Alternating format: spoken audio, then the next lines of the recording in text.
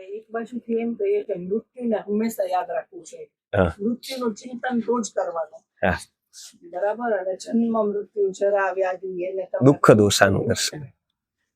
એક બાજુ એમ કહીએ છીએ કે મન છે એ ઝેરે બનાવી ગયા, તો સતત મૃત્યુને યાદ કર્યા કરી તો વેલું આવી જાય, એવું થાય. મન છે એ આપણે મન મોટિવેશનલ સ્પીકર બધા એવું કે જેવું વિચારો એવું થાય, જેવું ઈચ્છો એવું બધું ભેગું થાય, તો મૃત્યુને રોજ યાદ કરીએ તો એ વેલું આવી જાય એવું થાય. ઓકે, એટલે આ પ્રશ્ન બરાબર છે. એ નેગેટિવ બી કહેવાય, કેમ કે મૃત્યુ યાદ કરવું એટલે શું કરવું? ભગવદ્ ગીતાનો એક કન્સેપ્ટ છે કે તમે મૃત્યુને યાદ કરો એટલે શું કરો? જન્મ, મૃત્યુ, જરા, વ્યાધિ, દુઃખ દોષ અનુદર્શનમ. બરાબર, એ ભગવદ્ ગીતાનો શ્લોક છે કે ભાઈ જન્મ, મૃત્યુ, જરા, વ્યાધિ, દુઃખ દોષાનુદર્શનમ. હવે ભગવદ્ ગીતાને લઈને વેદાંતની દ્રષ્ટિથી, તત્વજ્ઞાનની દ્રષ્ટિથી જોઈ તો એના કન્સેપ્ટ એક સમજવા પડે આપણે. પહેલી વાત કે જે વસ્તુને આપણે યાદ કરીએ એ સજીવને લાગુ પડે, સામેવાળાને, કેમ કે એમાં એક ન્યાય લાગે, ઋણાનુબંધન. બરાબર, એક કાયદો ભારતનો હોય કે ભાઈ કે ભાઈ તમે કોઈકને મારો તો તમારા ઉપર કાર્યવાહી થાય, કે કોઈ પણ ઉપર કાર્યવાહી થાય. બરોબર, હવે આપણે ખુરશીને માર્યું તો કાર્યવાહી થાય? આમ તો માર્યું જ એને, કોઈ એને સીધી મારી દીધી ગોળી, ખુરશીને જ મારી દીધી તો નો થાય. બરાબર, મોટિવેશનલ સ્પીકરો બધા શું કહે છે કે તમે મનમાં જેવું ધારો ને એવું મળે, એટલે મર્સિડીઝના ફોટા લગાડી. બરોબર, એ વસ્તુ સાથે એવું ક્યારેય ન થાય, એ સિદ્ધાંત વ્યક્તિનો છે. બરાબર છે. હવે એક સિક્રેટ એક બુક લખી અને આખા ભારતમાં કર્મનો સિદ્ધાંત હજારો વર્ષથી હાલતો હતો, એને આખો વિકૃત કરીને એના અનુભવ પ્રમાણે બધી કલ્પના લખી કે ભાઈ હું એકવાર ગાડીમાં, અને વર્લ્ડ બેસ્ટ સેલર આ બુક થઈ. એમાં એવા બધા ગાપા લખ્યા કે ભાઈ, અને આ ઈ જ ગાપા બધા જ મોટિવેશનલ સ્પીકરો સાયકોલોજી પ્રમાણે જે એક અર્થમાં લખેલું હતું એને વાંચ્યા વગર, સમજ્યા વગર એને બીજા અર્થમાં લખ્યું. તો આ વ્યવહારથી જ કેટલું વિપરીત તમને લાગે કે કોઈ પણ શોરૂમ વાળાને કે ઇન્ડસ્ટ્રીયાલિસ્ટને પૂછો કે તમે કોઈ દી તમારી ગાડીનો ફોટો લગાડ્યો કે જે તમારી પાસે આજે છે એનો કોઈ દી લગાડ્યો? તો નહોતો લગાડ્યો, છતાંય છે. અને કેટલાય એવા લગાડ્યા, આખી રૂમ ભરી દીધી તો એકઈ ગાડી આવેલી, એકઈ ગાડી નથી આવી કોઈ પાસે. એ નિયમ વસ્તુમાં ન લાગુ પડે, કેમ કે સામે કોઈ વસ્તુને કઈ છે જ નહીં. એવું જ આપણા બધા કથાકારો ને બધા લોકો કરે કે એની ગાડી આવે, શ્રીફળ નીચે રાખે, હાર પહેરાવે, અને કોક તો દંડવત જ કરે સીધો. હવે ફૂલોનો હાર છે એ સજીવો માટેની બહુ ઊંચા કક્ષા માટેના વ્યક્તિ માટે છે, કેમ કે ફૂલ પણ એક જીવ છે. હવે ગાડી જળ છે, ભલે ને ઈ BMW હોય, ભલે ને ઈ મર્સિડીઝ હોય, પણ અંતે તો જળ ને પતરું જ છે. એક દિવસ એક્સિડન્ટ થાય બધું પતરું જ થઈ જવાનું, જીવાંશ તો છે નહીં. હવે એને હાર પહેરાવાય તો જીવતા ફૂલો મારી નાખવામાં આવે ગાડી માટે. ગાડીને ખબર જ નથી કે મને હાર ચડ્યો એવી રીતે. શ્રીફળ. તો આ વસ્તુ શું છે કે જેટલા જીવંત સિદ્ધાંતો હતા એટલા બધા શેમાં લગાડ્યા? વસ્તુ માટે. ગીતા એવું કહે છે કે મૃત્યુ એમ ન આવે ને, મૃત્યુ કોઈ પદાર્થ જીવ થોડો છે કે લેવા આવે. આપણે આકર્ષણનો સિદ્ધાંત ટેલિપથીનો ક્યાં કામ કરે? બીજા સજીવ હારે. તમે જેને યાદ કરો એ તમને યાદ કરે એવું બને, કેમ કે સામે એની સાથે તમારું ઋણાનુબંધ જોડાયેલું. બરાબર, પણ સામે મૃત્યુને યાદ કરો, મૃત્યુ થોડું જીવંત છે કે એ સામે આવે આમ લેવા માટે કે હાલો મૃત્યુને દરરોજ યાદ કરી, તો એ થોડું કોઈ એવું સજીવ છે કે કોઈ કે એ આવી જાય તરત, એવું ન થાય. એ કોની હારે લાગે વળગે? સજીવ સાથે, કે જીવાંતર બીજું છે. મૃત્યુ એક પ્રકારની અવસ્થા છે. એ અવસ્થાને તમે યાદ કરો તરત ના આવે. જેમ કે કોઈક વ્યક્તિ છે કે બાળકને કહી કે તું યુવા અવસ્થાને યાદ કર, તરત આખો દિવસ યાદ કર, તો બાળક 5 વર્ષમાં યુવાન બની જાય, માનો 25 વર્ષનો થઈ જાય કે બરાબર, એ અવસ્થા તરત આવે એની, એ નો આવે. બરાબર, અવસ્થામાં એવું ન થાય, વસ્તુમાં એવું ન થાય. ભગવદ્ ગીતા વેદાંતે ક્લિયર કીધું આ નિયમ સજીવોમાં લાગુ પડે, આકર્ષણનો સિદ્ધાંત માત્ર સજીવોમાં લાગુ પડે, આસક્તિ હોય એ વસ્તુમાં પણ લાગુ પડે. એકતરફી, એટલે વસ્તુની આસક્તિ રાખે તો વસ્તુ એને ન મળે, એ વસ્તુ પાસે આવે. સપોઝ 4 માળની કોઈ 4-5 જગ્યાએ ફેક્ટરી કરે, પછી ફેક્ટરીમાં કેમ કે ટ્રેપ બધા ગોઠવે જ અત્યારે અલગ અલગ, એમાં એટલા બધા બીજી થતા જાય ને, બધા લોકો 4 દુકાન કરે, 5 દુકાન કરે, 5 હોય તો 6 કરે, એકની ફ્રેન્ચાઇઝી આપે, બીજાની આપે, ત્રીજાની આપે, એવું બધું કરે. એમાં વાંધો નથી કાંઈ, એ કરવું જોઈએ. પણ એમાં જો એ બિઝી રહીએ અને આત્મવિકાસ માટે કાંઈ ન કરે તો અંતતોગતવા સ્થિતિ શું થાય કે એને જોજો, એ વ્યક્તિને જે આસક્તિ બંધાય એ આ સ્થાનની બંધાય. જે ઈ સ્થાનમાં રહીએ છે એમાં જ રાત દિવસ કામ કરે છે, સ્થાનની આસક્તિ થઈ ગઈ, યા તો ઘરની આસક્તિ થઈ ગઈ, યા કોઈ મસ્ત બંગલો બનાવે, ઇન્ટિરિયર જબરજસ્ત કરે એનું આખું, તો એ બહુ જ સરસ છે. પણ અંતે એ ખૂબ સરસ, એમાં ગીતા કાંઈ કહેતી નથી. ગીતો એક એસ્થેટિક આઉટલુક છે એનો કે ભાઈ બહુ સુંદર કરવું બધું.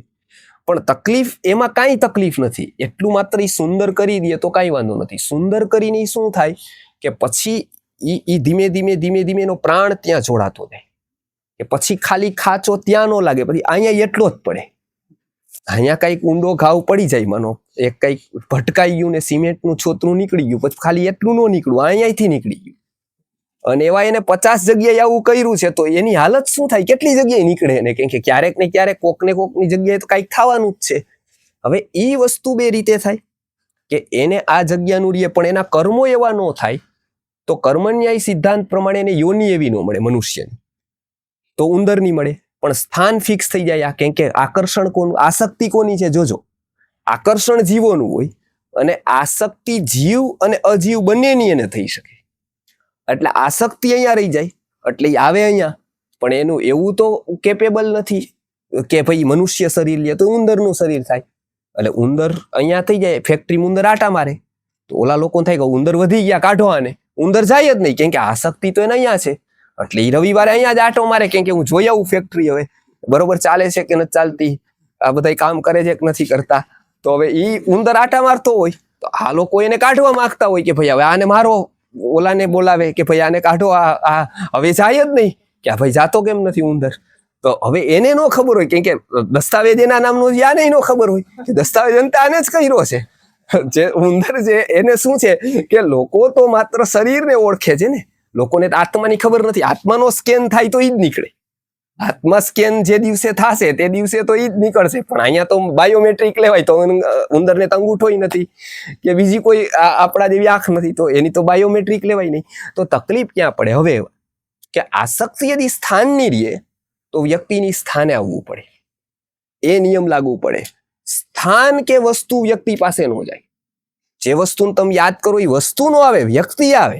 એમ કે નિયમ ઋણાનુબંધન નો થાય એ વ્યક્તિ વચ્ચે લાગે. એટલે મૃત્યુ એ અવસ્થા છે, દરરોજ મૃત્યુને યાદ કરો, મૃત્યુ આવે નહીં. પોઝિટિવ પરિવર્તન એવું આવી જાય કે વ્યક્તિને એ યાદ કરે ને એમ એના જીવનમાં એવું થતું જાય કે એક દિવસ બધું જ છોડવાનું છે.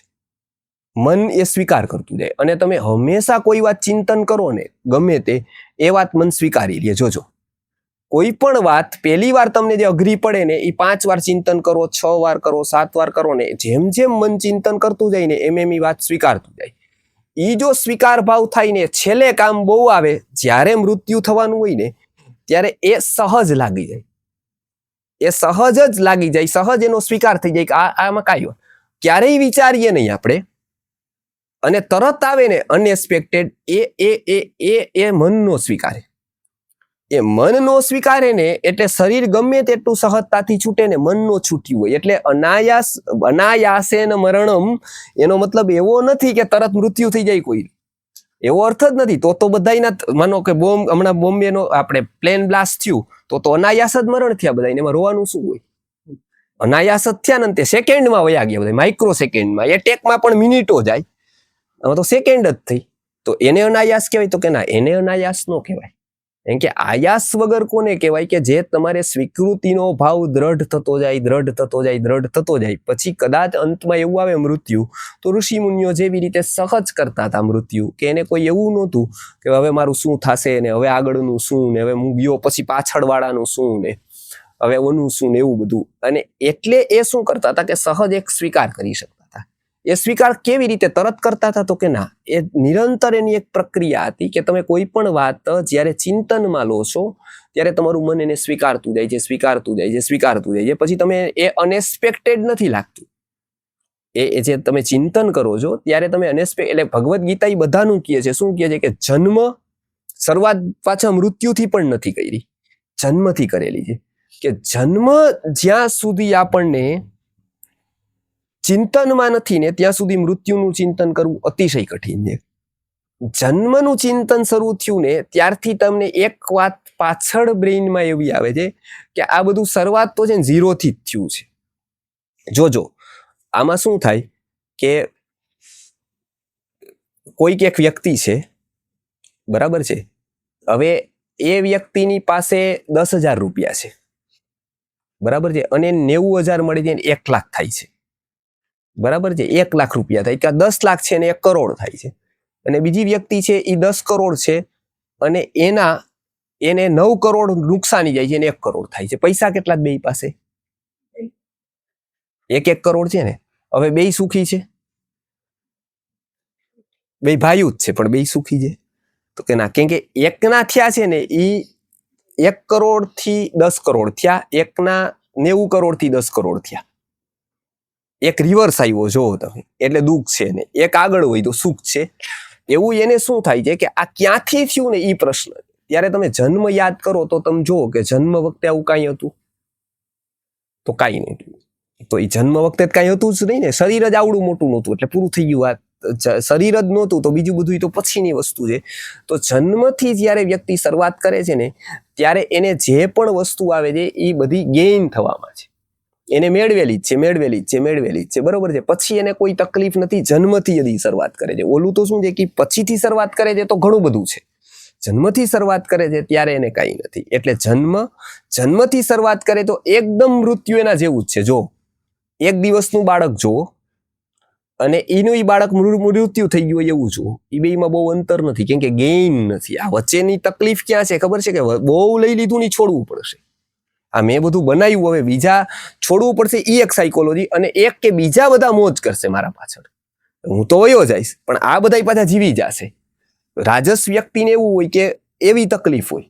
તો આ વસ્તુ શું થાય કે જન્મનું ચિંતન કરતા મૃત્યુનું સરળ બની જાય. તો જન્મ મૃત્યુ એ ચિંતન કરતા કરતા ત્રીજું વસ્તુ કે જરા, જે બધા ભાગે છે કે બધા લોકો જો અત્યારે બધા લોકો પેલા બધા લોકો ઉંમર ન વધે ને એના માટે પ્રયત્ન કરે છે, એના માટે ઇન્જેક્શન લે છે, ડ્રગ્સ લે છે.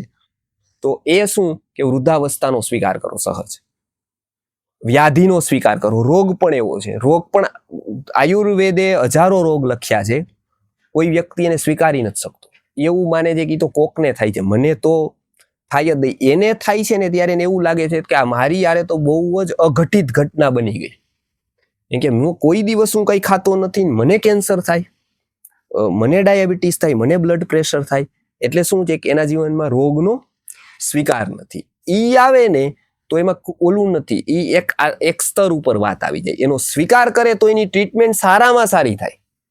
રોગને એકવાર સ્વીકારી લે ને તો ઈ એવું થાય કે ઈ રોગને સ્વીકારી લીધો ને પછી એની સારામાં સારી સારવાર થાય. ઓલું તો ઈ વ્યગ્ર રે રોગથી જ. એટલે આ ગીતા જે છે ને એ આખી સાયકોલોજી કે છે, જન્મની, મૃત્યુની, જરાની, વ્યાધિની, દુઃખની. ઈ એકવાર એની ઉપરનું માઇન્ડસેટ ચેન્જ થાય ને પછી એના ઉપાય સાવ સહેલા બની જાય. પણ આપણે શું છે કે સૌથી વધારે મોટો પ્રોબ્લેમ છે ને માઇન્ડસેટ ચેન્જ કરવાનો છે બધી જ જગ્યાએ. વ્યક્તિને દુઃખ સુખ એવું કઈ હોતું જ નથી, એ બધી જ વસ્તુ એના આધારિત છે માઇન્ડસેટ ઉપર. એ માઇન્ડસેટ ચેન્જ થાય મૃત્યુ તરફ જોવાનો તો એ વ્યક્તિમાં જ ઘણું બધું પરિવર્તન થઈ જાય. અને એ આત્માને કે આત્મિક અવસ્થાઓને એ દ્રષ્ટિથી વ્યક્તિ જોઈ શકે. એટલે એમાં મૃત્યુનું ચિંતન એટલે કરવાનું કીધું છે કે અનાસક્તિ સહજ બની જાય. મૃત્યુનું જ્યારે વ્યક્તિ ચિંતન કરે ત્યારે એને આ વસ્તુ સ્વીકાર ભાવ સહજ બની જાય છે.